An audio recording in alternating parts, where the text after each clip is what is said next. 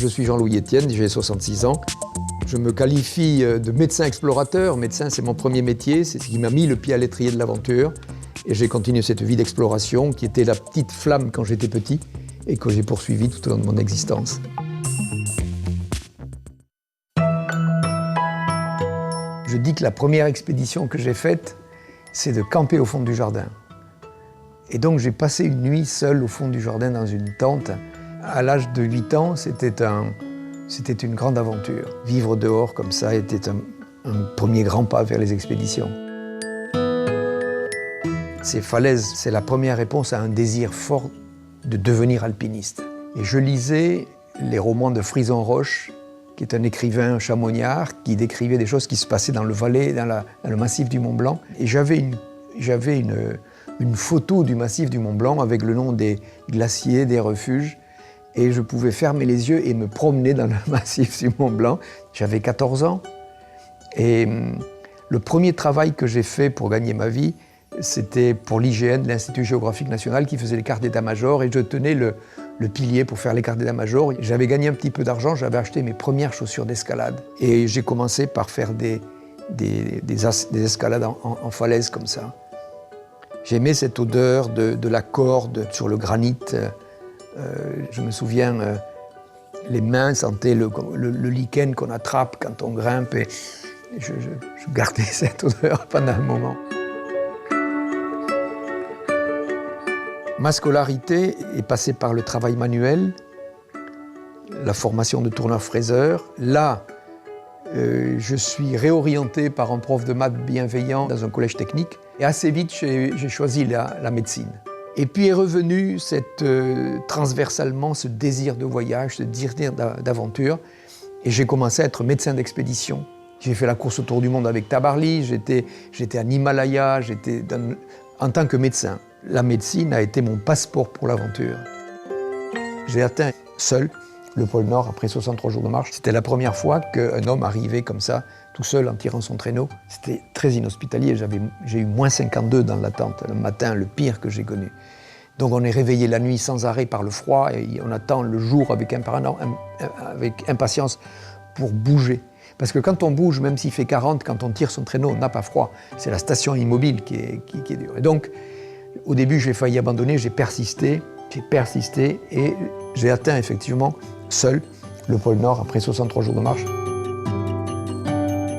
Ça, c'est une photo prise au pôle Sud. C'est l'expédition Transantarctica.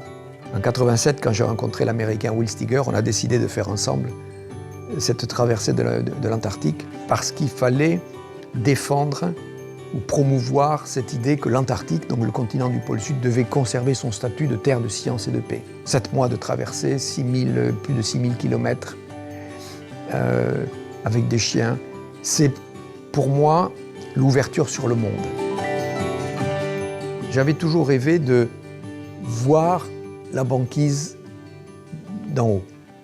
J'avais dérivé sur la banquise, j'avais marché pendant 63 jours et je voulais vivre la banquise, mais bien installée. Donc le ballon était quelque chose qui m'a paru une évidence. Le ballon est un balcon extraordinaire sur la nature. Je n'étais pas pilote du tout, mais je m'étais imaginé survoler la banquise en ballon. Cette expédition de traversée de l'Arctique en ballon, où vraiment je me suis engagé, j'ai risqué ma vie 2 fois sérieusement. J'ai failli m'échouer. Je suis rentré et il faut faire autre chose, quoi. Il faut faire autre chose. Donc j'ai Elsa, ma femme, et 2 enfants. Et qu'est-ce qu'on peut faire? Qu'est-ce qu'on peut faire si on partait en Amérique? On était en voiture, donc elle fait sur son iPhone San Diego. Il y a une école franco-américaine à San Diego. Génial. On appelle l'école franco-américaine. Il y avait un décalage qui était favorable. Allô? Oui, oui, très très bien. Il y a une école pour les enfants. Cap sur San Diego. Voilà, et donc après on a organisé. Moi j'ai trouvé tout de suite un intérêt. Je savais qu'il y avait un centre océanographique important et j'avais ce projet d'une station de dérivée sur l'océan, le Polar Pod. J'avais dérivé sur la banquise, j'avais dérivé dans les airs. J'aime le déplacement à la vitesse des éléments. J'adore ça. Et donc dériver autour de l'Antarctique, Voilà. Mais il va falloir le construire.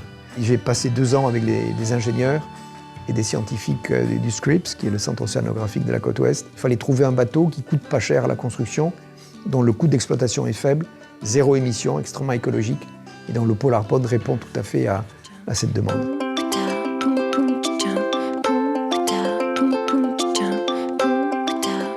Quand je parle de mes expéditions, on me dit « pour vous, ça a l'air facile parce que vous avez la passion ».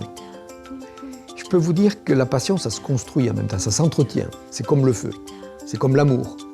Si vous ne mettez pas des bûches, ça s'arrête.